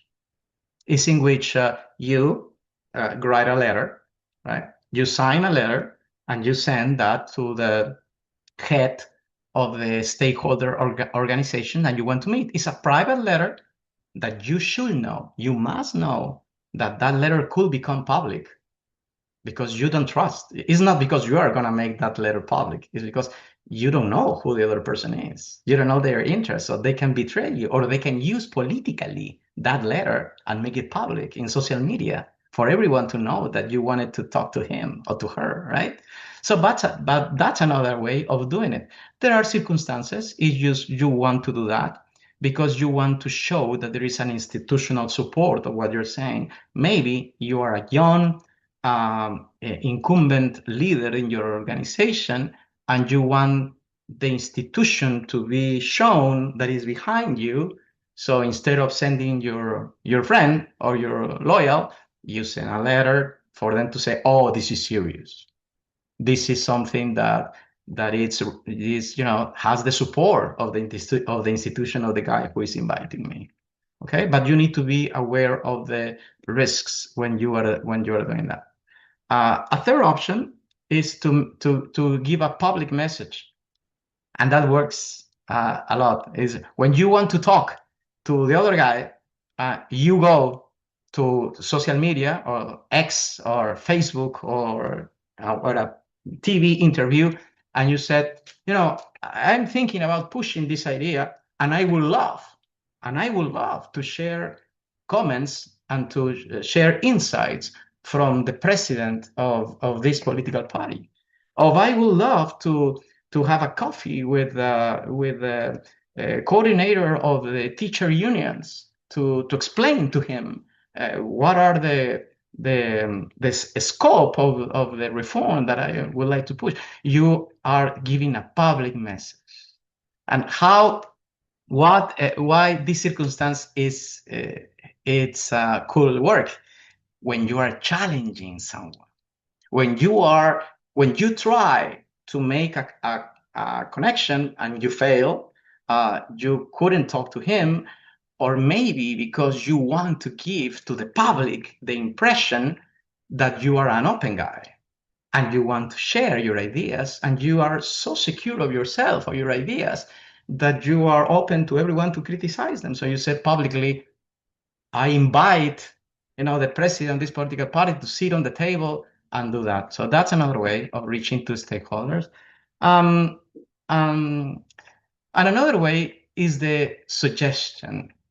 Is when you're sending señales de humo, smoke signs that for people to interpret, in which you are trying to test the public opinion, and you are trying to test an audience, a particular audience. It doesn't mean the public opinion all the time, but you send a message saying, I want to do this. That's my plan. I believe this is good for the country. And you wait. And you wait. You give smoke signs when you are not sure about who are the ones who are gonna be more resistant or gonna be more enthusiastic on your ideas. So you put the suggestion and you wait. Who is gonna pick the suggestion? One of the of this kind of communication with stakeholders is made a lot of times by people who want to run for president for the first time. So they want to run for the first time.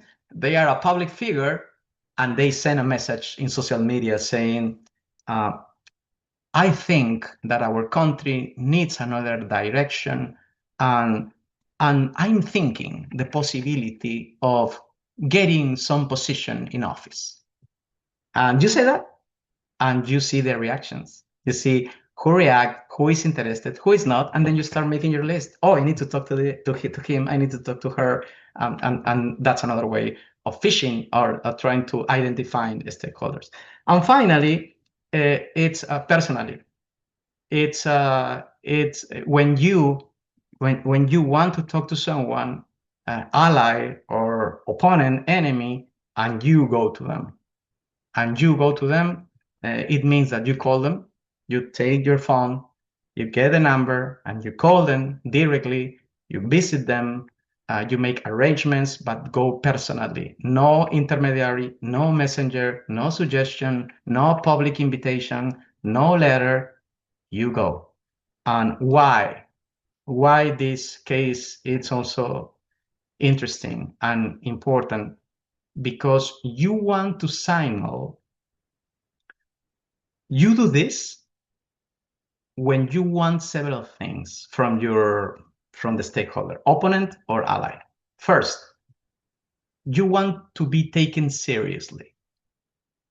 Your ally is or your opponent. Oh, this guy knows what he wants because he's calling me directly. So this is something serious. This is something important to him because he called me. Secondly, you do this because you want to know the reaction, the immediate reaction of the other side. I do that many times in some cases because I call them and I wanted to know how her voice or his voice sounded on the phone. Was he surprised? Was he excited? Because they cannot lie in their first reaction. They cannot lie. Tone of voice, face cannot lie. So when you meet him in a meeting that was not, previously anticipated, when you call them when they are not expecting that call, you can get that information, and that's really important to you. You do that, but there is another reason why you do that, because of respect. You want to show respect. If you really want that ally to be with you, you call them directly and say, "Oh, he respects me," and that is a very good starting point for a relationship when you want to build that. And to the opponent too, when you call them directly, "Oh, she's courageous. Oh, she believes in herself. She's not afraid." So those are the benefits of being yourself, but also risks. You have risks of doing that. You have risk of being recorded, for instance, in some cases. Other cases, not. You have a risk of being misunderstood. Of course, every single option has its pros and its cons, and you need to choose properly depending on the circumstance. And this is practical. This is what happens in everyday life when you do policy reform. So we're gonna stop here, and sorry, 1 second. What happened here? Yep. So we're gonna stop here, and this is the session about stakeholders. I hope that this could be useful for you, and thank you again for being here. And next session, the last session, we're gonna talk about how to survive from all this process. Thank you so much for all of you to stay. Thank you. Thank you, everyone that is, especially those of you that were able to stay over time. We will see you next week. Please send us your questions. We will also send the questions that were sent on the chat box to Julio just in case we can connect this conversation with the next one. Tune in for next week, Wednesday, same time, and I hope that you have a great week. We'll be in touch. Thank you. Take care.